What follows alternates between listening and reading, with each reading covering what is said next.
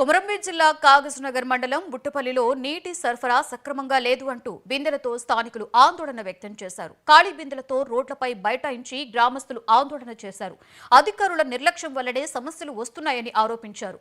ఉన్నత అధికారులు వెంటనే స్పందించి సమస్యను పరిష్కరించాలని డిమాండ్ చేశారు. ఈ సందర్భంగా స్థానికులు రోడ్లపై బైఠాయించడంతో ఇరువైపులా కూడా భారీగా వాహనాలు నిలిచిపోయాయి.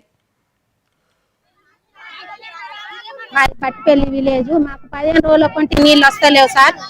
వాళ్ళ సంతుని అడిగినా గానీ ఆ సంతులు కేర్ చేస్తలేడు, మాకు తెలియదని అంటాడు. ఇంకో సంతుని అడిగినా గానీ ఆయన వాళ్ళు మంచిగా లేదని అంటాడు సార్. మాకు వాళ్ళు మంచిగా లేకుండా 2 రోజులలో రిపేర్ చేసి మాకు నల్ల రావాలి. 15 రోజులు అవుతుంది. మాకు అందుబాటులో బోరింగ్ కూడా లేదు సార్.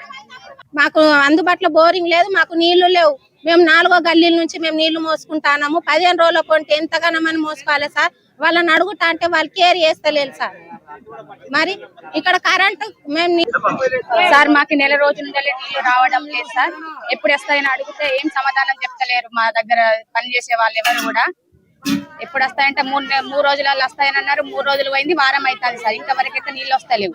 మేము పనులకు వెళ్ళాలి కదా సార్. మేము పనులకు ఎప్పుడు వెళ్తాము, నీళ్ళు ఎప్పుడు మోసుకుంటాము, అది మాకు పెద్ద సమస్య ఉంది సార్. ఎప్పుడు ప్రతి ఒక్క నెల వస్తాయంటే మళ్ళీ ఒక్క నెల వరకు నీళ్లు రావు సార్.